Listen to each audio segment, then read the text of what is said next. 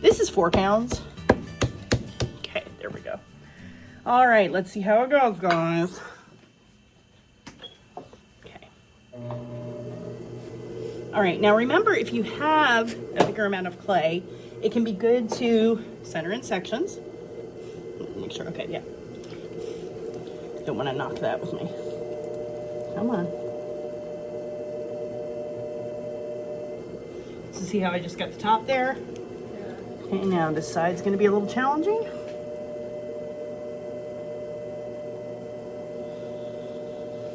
Always angle down too, remember?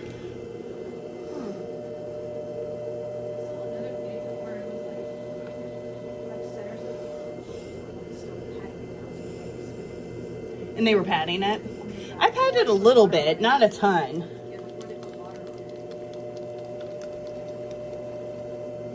I'm going to cone this up a little bit to get a little water introduced to it.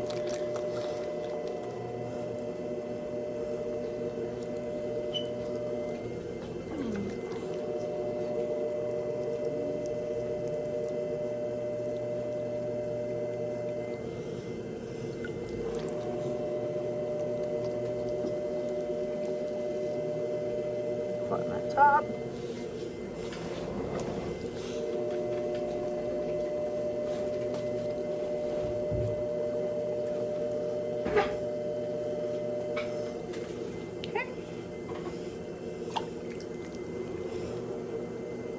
Now if I cone up too, I can center in smaller sections.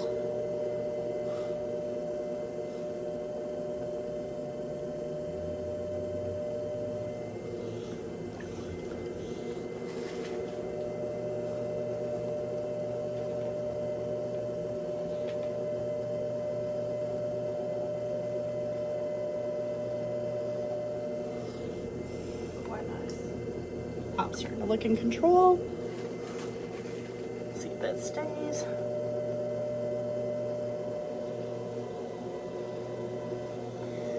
Giving it a real push. Okay, and for plates, this is the biggest challenge is if your centering hasn't been working, this is where you really got to do the work because it's going to be the vast majority of your work here. Because you need to center out wider. Okay, so what I need to do is try to kind of center out to about what I want the width of the middle of my plate to be. So see how I'm pushing down? Bring more down to the side. Connect down. Okay, now you don't want to go super narrow here. You don't want to push it super thin. You probably want to leave at least like an inch, inch and a half to 2 inches there of thickness. Like I said, we're wanting to leave something that we can trim off. Now I need to make sure I get this back in control.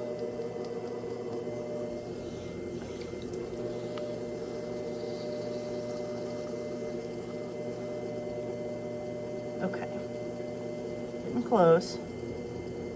A little wobble right there. Like I said, you can avoid some of this by using clay that's more flexible than what I'm using. There's good standing strength here, but I don't really need good standing strength necessarily for a plate. All right, so next step, let me see, am I good? I still feel like I'm kind of fighting that edge.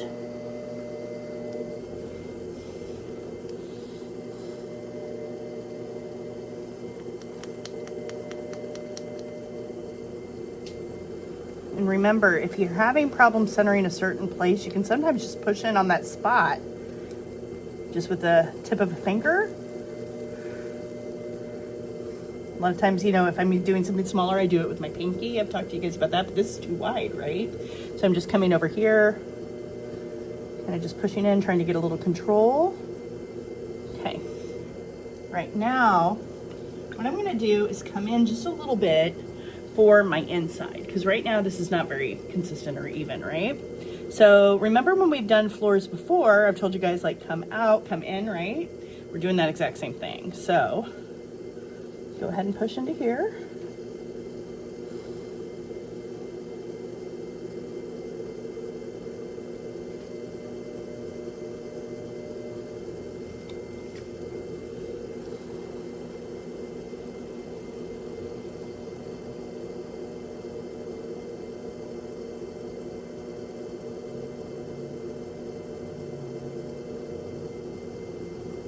and then I can go back in, and it's like a needle on a record.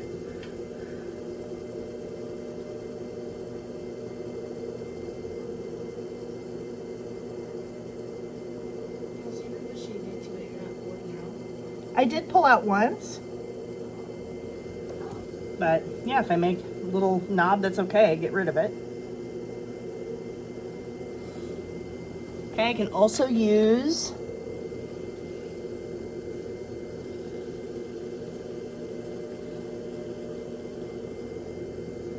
my rib tool in order to flatten down, like here too. And something that my professor always really kind of like emphasized to me was like, push in like say 3 times like this, or 2 times, or however many times, make sure you push out the same amount of times. I don't know if it really makes a difference, but compression is one of our biggest deals, like trying to make sure our clay particles get laid down nice and flat. Of course, there's some ceramic artists who tell you that all the compression rules that ceramic artists have followed for years are now bunk. And it's really about like making sure you trim evenly, so you don't have thick areas that, you know, like stay wet when the rest of it's drying. Because a lot of people think that compression has to do with cracking, but other people argue that has nothing to do with cracking. Okay, you can also, if you want to, you don't necessarily have to use your fingers. You can get in with a fist, a knuckle. You can run your hand like this. Some people will kind of, see if I can do this.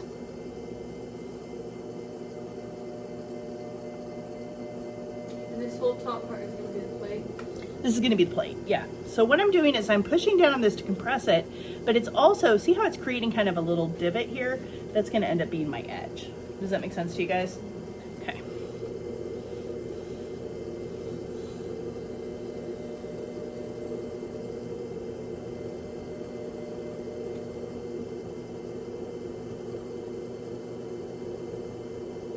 Okay, so see how I'm starting to flatten out? That's what you want, no beginner's hump, right? And then I'm starting to get a little thickness out here. That's gonna be what I bring out for the edge. So now I need to slow down. So all that is just top speed? That was pretty top speed there, you know, because really I was doing what I would do with a cylinder, right? So I just didn't go down as far, right? I just did a shallower, like dig in. And then I brought a little bit of clay out here, just like I would my walls normally. But notice it's a lot shallower, right? So it's basically the same skill. So it's, you know, the same speed like we would use when we're bringing out the floor for a cylinder or bowl or anything like that too. But now that I'm getting ready to do my edges, I'm slowing down a little bit, right? Because that's the exact same thing that I would do when I'm pulling out for, you know, like the walls, you know, if I'm pulling up. The only thing is I'm not going to be pulling up at all now. I'm going to be pulling out. Maybe a little bit up, but mostly out. Okay, going a little too fast there. Get this. There we go. Okay. All right, so I'm gonna go ahead, get in here, get a little bit of water. Make sure to pull this out a little bit more. Okay, and then I'm also gonna dig in a little bit on this section here. I have my finger in there, but a sponge is just sitting over it for grip. Does that make sense? And you don't have to do that. That's just my personal preference. You know, a lot of people just throw it with their fingers. Let me see here. Make sure I pull that out nice and even. Here we go.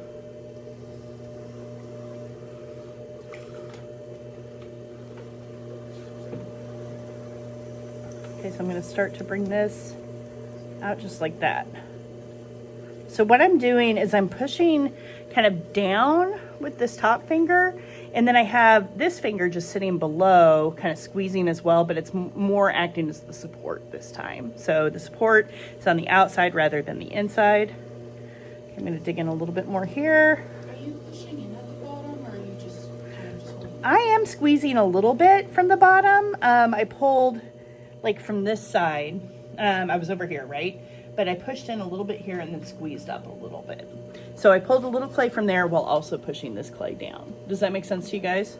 Okay, so now I'm creating basically my rim, right? Okay, now remember, we don't want to get into unsupported curve land, which would mean like pushing it completely flat, right? But you notice I have an angle in here, right? So I want to maintain that angle. Okay, I'm going to go ahead and just smooth this a little bit more. I want to divide this a little more. And you can see here, 4 pounds of clay. This is not that big of a plate, right?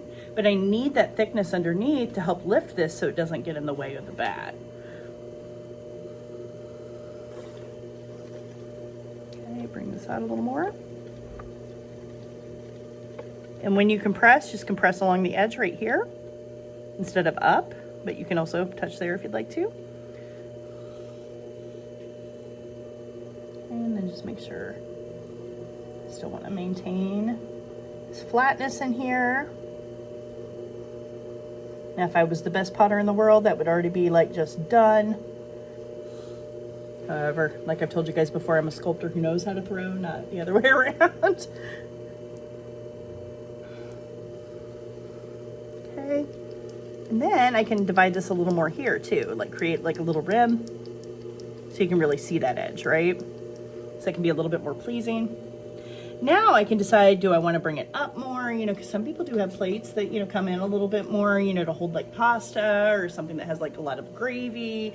You know, if you like a lot of sauces, it can be a good idea to bring things up a little bit more to contain that. You can round if you want to. You can make this broader and thinner if you'd like. Let's see here. Do you? Okay.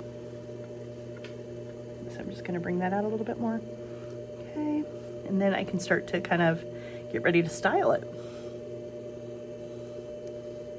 So if I want a little more edge there, I can either take a tool or my finger.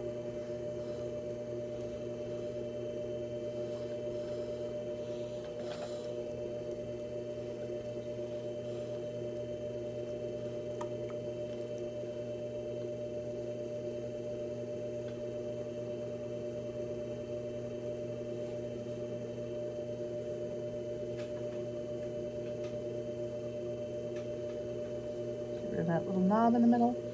There we go. That's looking nice and flat now. Take like my wooden tool divided. I can take it a little further up if I want. Make even like a couple little lines if I want.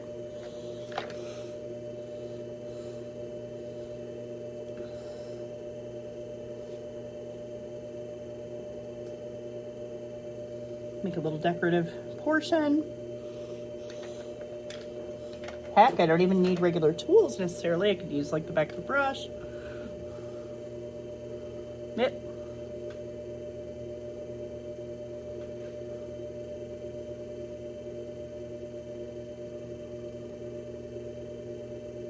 Something like that could work.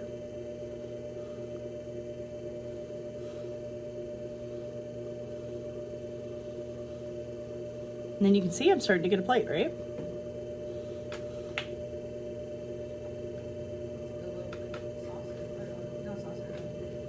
Decide if I want this to come up. Yeah, it could be kind of like that. You have a rim that comes up like that if I want to. I can round it out more if I want.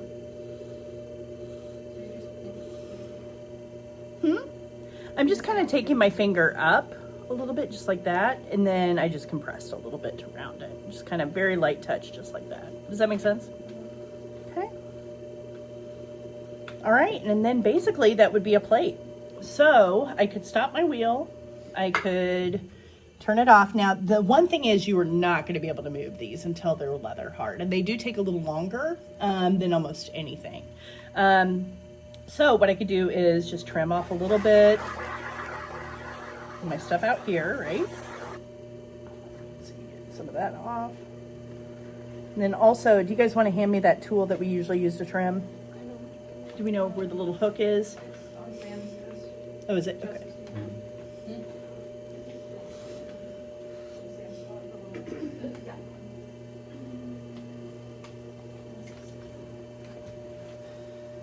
There we go. Okay. All right, so just get down here and try to get what you can. I mean, you're probably going to take the majority of it off right when you trim it, but at least get, you know, that nice and even so that it's easy to sort of center up on your wheel for trimming. You know, we don't want to leave like weird silos of clay out there, you know, just like anything else that we'd make. Okay, and then I would just need to run the wire tool under it, take the back completely off, and then, you know, eventually put a little bit of plastic over it. Now, this looks a little uneven. I would probably even this out too. But I'd spend a little more time on it. But that would basically be a plate, right? Now, the last thing I wanted to show you was that we used to kind of play around with decorating them when I was in grad school too. So, you know, sometimes people would wait till leather hard and they would take like a knife or something and they would cut off these edges and make kind of square plates, you know, if they wanted to. Something that I always liked were these like little kind of filigrees that kind of made them look fancy. There's like a little wave pattern, like on your edges. Here, I can show you in a second. Okay, so like one thing that I learned was just kind of taking your tools like this and going like that.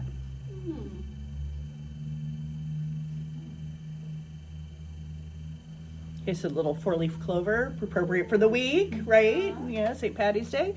Okay, all right. Then, if you wanted like more of a wave, you could probably just take your finger, get it really wet. Just bring up your edges like that.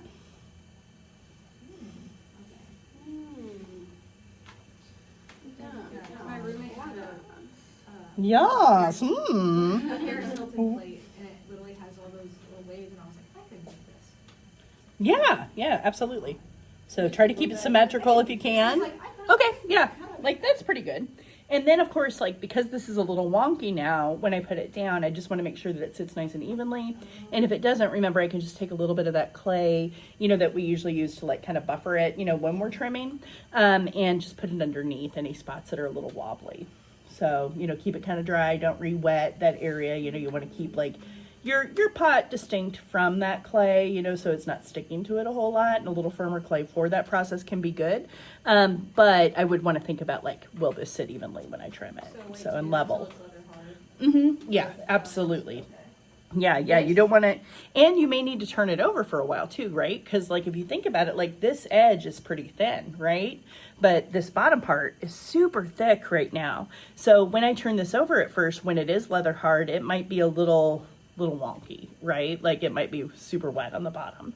So I may need to like check it, you know, once I notice it's getting kind of close to leather hard, and then flip it over for a little bit, let it dry, you know, in, you know, like kind of like upside down fashion, and then trim it. So does that make sense to everybody? But you definitely want to trim these. They will not survive if you don't trim them. Plus it's a big waste of clay. Like I said, I would get a little rag or something, you know, or a little like dollar towel, like, you know, it doesn't have to be anything fancy or expensive. Old t-shirt, you know, would be fine. Get something that you can wrap your scraps in, you know, from this, because you will have a lot of scraps that are left over from trimming plates and platters. Does that all make sense to you guys? Yeah. Okay.